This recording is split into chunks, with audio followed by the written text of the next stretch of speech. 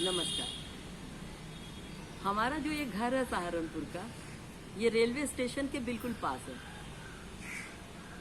किसी जमाने में जब हमारे पूज्य ससुर जी ने इस घर को बनवाया था, तो ये अकेला घर था इस पूरी सड़क पर, और यहाँ सिर्फ पेड़ पौधे और हरियाली ही थी।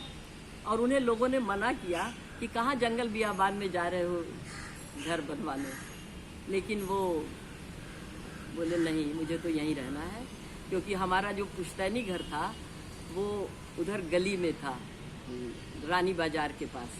तो फिर वहाँ पर उनको पसंद नहीं आया रहना, और उन्होंने यहाँ रहना उचित समझा। यहाँ उन्होंने घर बनाया, और यहाँ बहुत सारे, और हमारी जो पूज्य सास थी उन्हें बहुत हरियाली का पसंद था।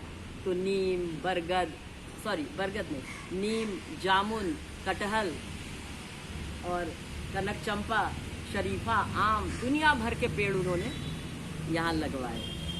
वो पेड़ उनमें हैं अभी भी। उसमें हम लोगों ने हरसिंगार और करी पत्ता का भी एक बड़ा पेड़ लगाया, ये सब, और एक मैग्नोलिया का, वो सब इजाफा किया। तो मेरी बड़ी बेटी झिलमिल को बहुत शौक था पेड़ पौधों का, और उसने बोनसाई बनाना शुरू किया जब वो स्कूल में ही पढ़ती थी। उसके बोनसाई बैठ करके उनको काटा करती थी, उनकी जड़ों को संभालती थी, और इस तरह वो बनाया। सहारनपुर की एक और ख़ास बात है कि यहाँ की हवेलियाँ बहुत ही ज़्यादा खूबसूरत हैं, जिन पर अभी भी रिसर्च की ज़रूरत है। मेरी बेटी ने जब आर्किटेक्चर पढ़ना शुरू किया तो उसने तय किया कि वो सहारनपुर की हवेलियों पर रिसर्च करेगी, क्योंकि राजस्थान की हवेलियों पर बहुत ज़्यादा रिसर्च हो चुकी थी। और फिर हम लोगों ने कुछ हवेलियाँ ईयरमार्क की, उसने किया, और हम लोगों ने उन हवेलियों में जा करके, मैंने तो उसकी मदद की, पढ़ाई का काम तो वही करती थी। तो हम लोग जाया करते थे हवेलियों में। तो झबरेड़े वालों की हवेली हम लोग गए, फिर हम लोग नंदा घाटे की हवेली गए, फिर दीना चूड़ों की हवेलियाँ कहलाती है, वो भी बहुत खूबसूरत हवेली है। और इसी तरह दो और हवेलियाँ भी थी। उन हवेलियों में जाके मुझे लगा, हाँ, और छत्ता बारूमल और छत्ता जम्बूदास में, उन छत्तों पर भी हम लोगों, छत्तों का भी उसने रिसर्च किया।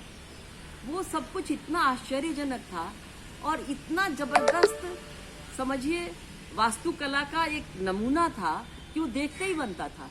मुझे लगा इतनी खूबसूरत चीज़ें हमारा सहारनपुर, जैसे कितनी सारी संपदा, कितनी कुछ चीज़ें अपने अंदर समोए हुए हैं।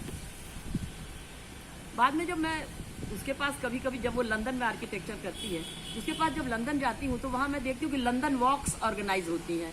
किसी भी एक गली में एक गाइड लेकर के ग्रुप ऑफ पीपल को लेके जाता है, और उसके बारे में उस गली का इतिहास, भूगोल सब बताता चलता है। मुझे लगता है अपने सहारनपुर में सहारनपुर वॉक्स की कितनी ज़्यादा ज़रूरत है। पुरानी हवेलियाँ कब बनी, कैसे बनी, उसके पीछे क्या क्या किंवदंतियाँ हैं, देखने लायक है। इसी तरह हमारे यहाँ पर एक जैन कॉलेज के प्रिंसिपल थे, श्री रूपचंद जैन जी।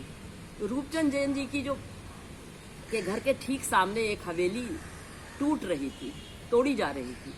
रूपचंद जी की जो पोती डॉक्टर मधु जैन थी, वो हमारे कॉलेज में थी, ड्राइंग डिपार्टमेंट में हेड ऑफ डिपार्टमेंट थी वो। उन्होंने कहा, उसने मुझे फ़ोन किया, उसने कहा, दीदी आइए, सामने की हवेली टूट रही है, आप देखिए तो सही, उसमें कितनी आश्चर्यजनक चीज़ें हैं। जब हम वहाँ पहुँचे तो हमने देखा कि हवेली के जो 2 मंजिले पर जो फर्श था, वहाँ बड़े बड़े मिट्टी के घड़े औंधा करके लगाए गए थे।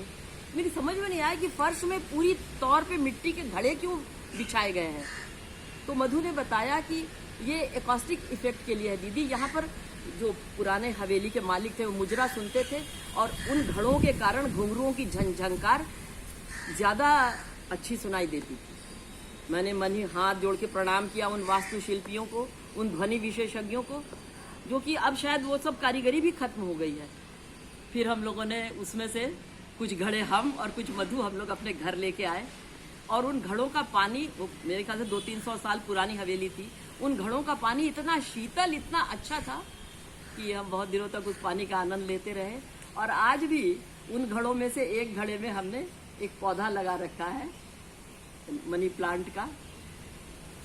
तो ये सब चीज़ें हमारे, अब हमको लगता है कि हम लोग मॉडर्न आर्किटेक्चर पढ़ तो रहे हैं, लोग उस पर रिसर्च भी हो रहा है, लेकिन जो हमारी जो लुप्त विद्याएं होती जा रही हैं, उन पर भी गौर करने की जरूरत है।